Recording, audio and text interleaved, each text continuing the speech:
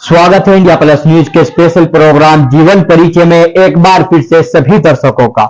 जीवन परिचय के इस एपिसोड में आज हम बात करने वाले हैं मुजफ्फरनगर की बेटी जैस्मीन मलिक की।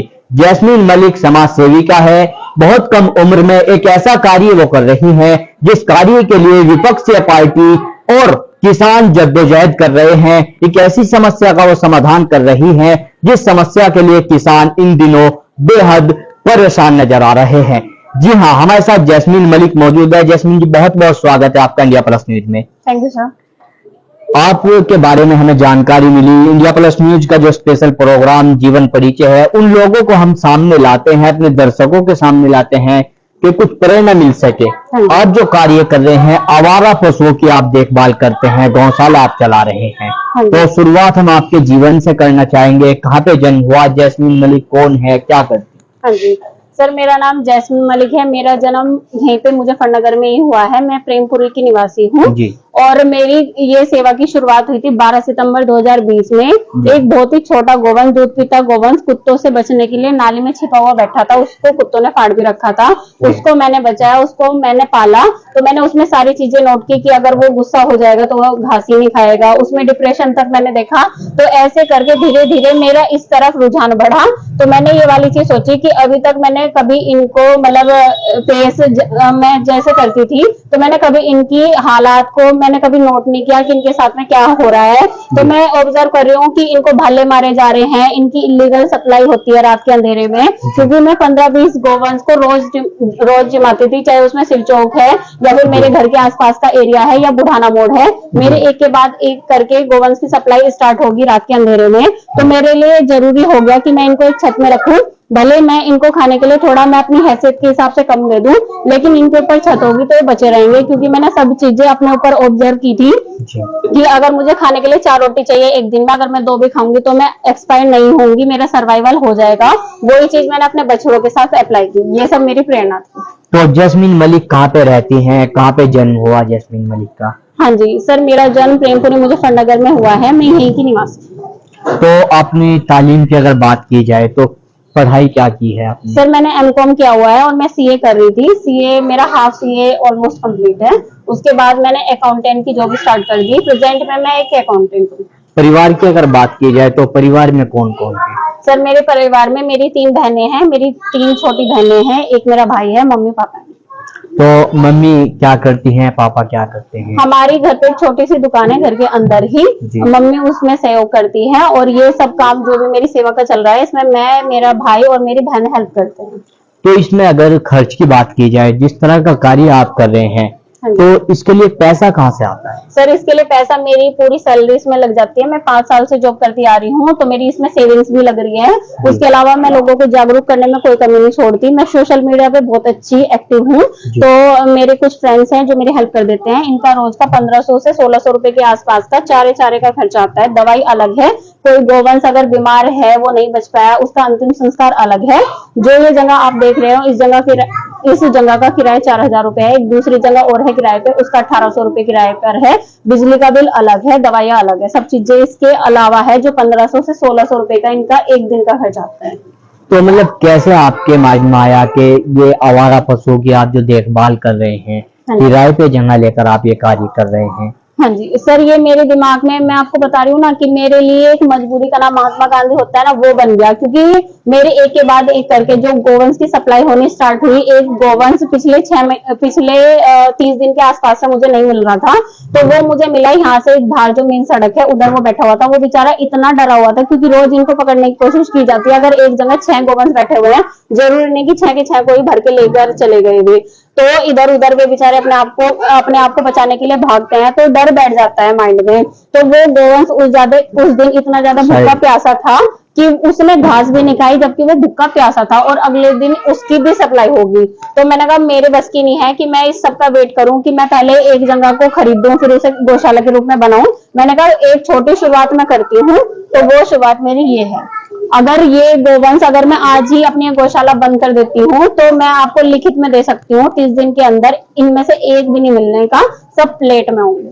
तो वर्तमान में अगर बात की जाए, कितने आपके पास में पशु हैं, किस तरह से आप इनके पास तक पहुंचती हैं, लेकर आते हैं? हाँ जी सर, मेरे पास वर्तमान में 22 बछड़े हैं, 5 बेसहारा गौ माता है जो कि बिल्कुल दूध नहीं देती, उसके अलावा 3 छोटी बच्चियां हैं।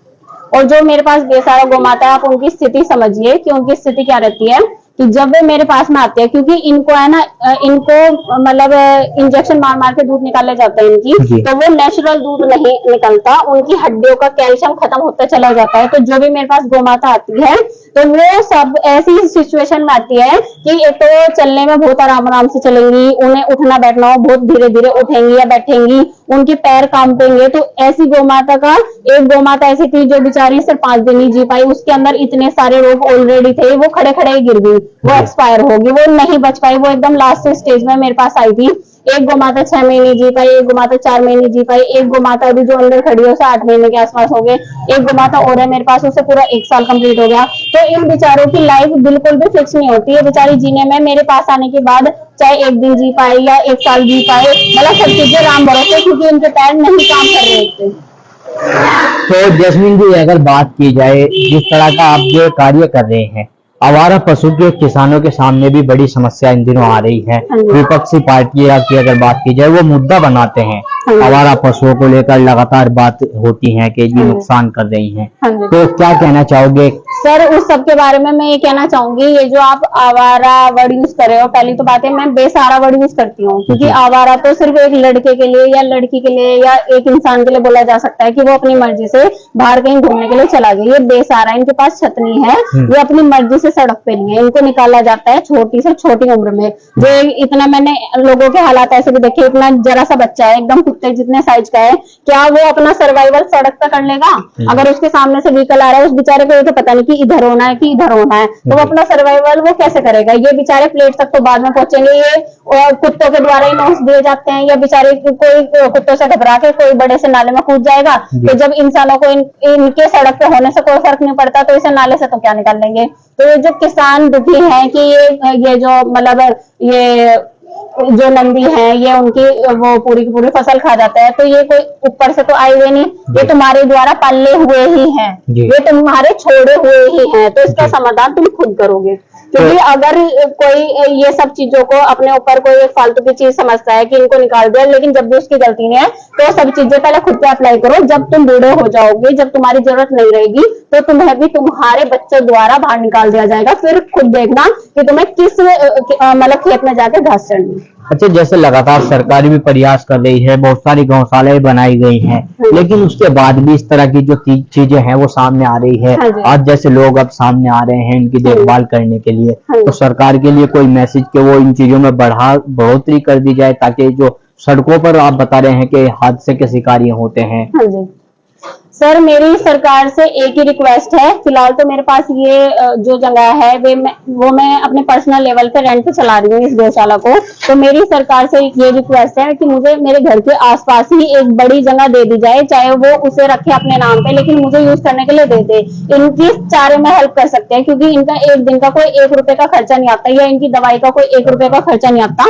1 रुपए में आजकल कोई काम नहीं होता, तो मेरी इनके खर्चा उठाने में मेरी हेल्प कर सकते हैं। मुझे ये नहीं कि मुझे पैसे ही चाहिए, आप डायरेक्ट घास डलवा दीजिए मेरे गौशाला में, जो मुझे दवाइयाँ चाहिए आप वो दिलवा दीजिए, डॉक्टर की व्यवस्था करवा दीजिए, क्योंकि सब चीजें फिलहाल मैं अपने पर्सनल लेवल पे ही कर रही हूँ, और मुझे खुद ये नहीं पता कि मैं आज इस गौशाला को चला पा रही हूँ, मैं कल चला पाऊँ या नहीं चला पाऊँ। तो जैस्मिन मलिक क्या मैसेज देने की कोशिश कर रहे हैं कुछ लोगों के जो प्रतिक्रिया है आपके इस कार्य को लेकर के, भाई पब्लिसिटी के लिए इस तरह का काम हो रहा है कि पब्लिसिटी हो जाए? हाँ जी नहीं सर, आप पब्लिसिटी की तो बात देखिए, मैं एक अकाउंटेंट हूँ, मैं ऑफिस वर्क करती हूँ, मेरे हाथ इस तरीके से हैं, मेरे आप ये देख सकते हो मेरे जो शूज में है गुब्बार लगा हुआ है, लेकिन मुझे इस सबसे कोई घिन नहीं आती, मेरे लिए ये मेरे बच्चे से भी बढ़कर है जी।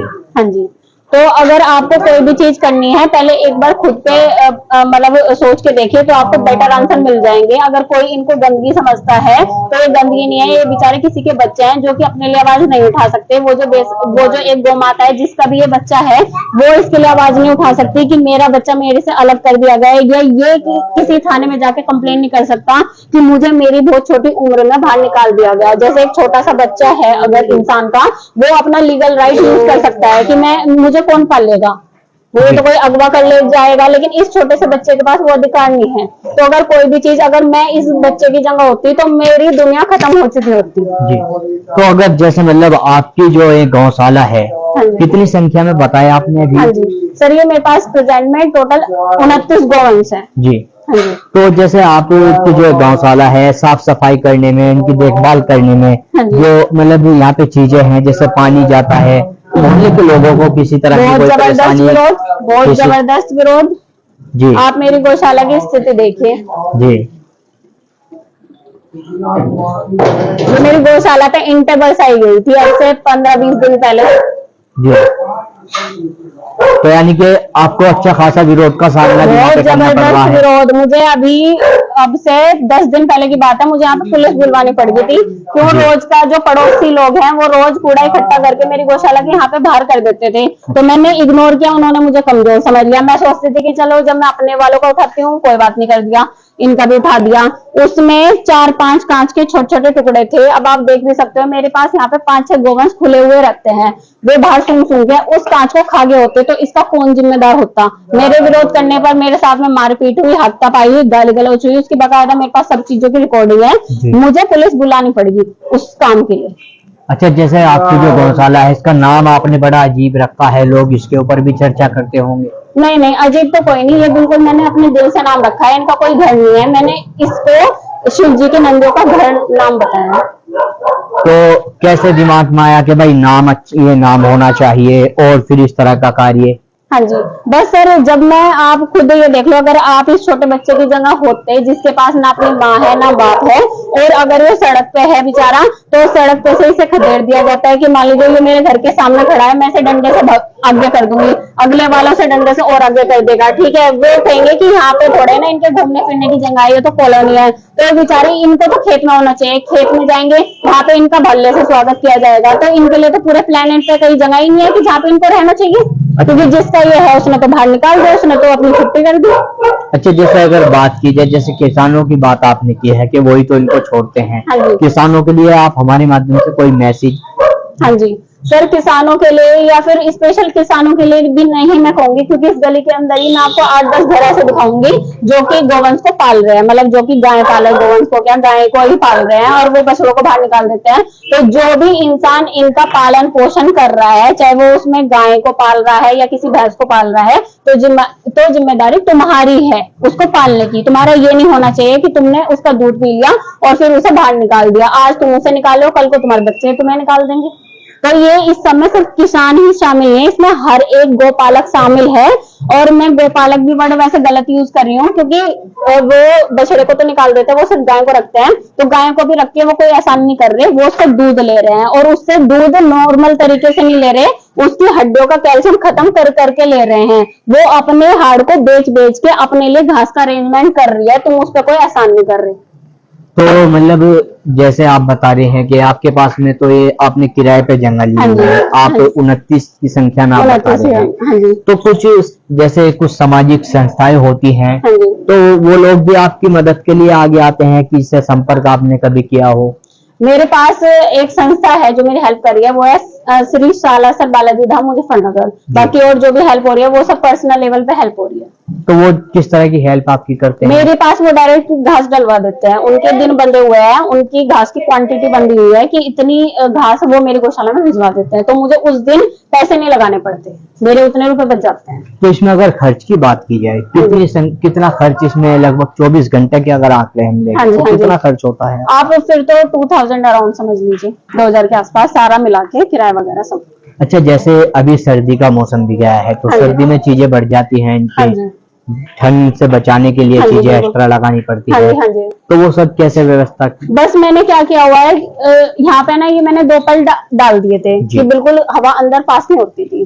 और जैसे सर्दियों में इनको सर्दी से बचने के लिए गुड़ चाहिए होता है, तो मैं इनको गुड़ खिलाती रही। जैस्मीन जी, अगर बात की जाए, जैसे कॉलोनी के मोहल्ले के लोगों की आपने बात की है कि अच्छा खासा विरोध है, कोई सपोर्ट के लिए भी कभी सामने आया है? नहीं सर, सपोर्ट के लिए कोई सामने नहीं आया है। जी। हाँ जी। तो क्या कहना चाहोगे, मोहल्ले के लोगों के लिए विरोध जो कर रहे हैं उनके लिए कोई मैसेज? हाँ जी सर, मैं उनके लिए यही कहना चाहूंगी कि भले तुम्हारे लिए जिंदगी का मकसद वो हो कि खाया पिया सो गए, फिर दोबारा से यही सेम रूटीन फॉलो किया, तो ये लाइफ तुम्हारी लाइफ है, तुम जैसे जीना चाहो वैसे जी सकते हो, लेकिन मुझे मेरा काम कर लेने दो।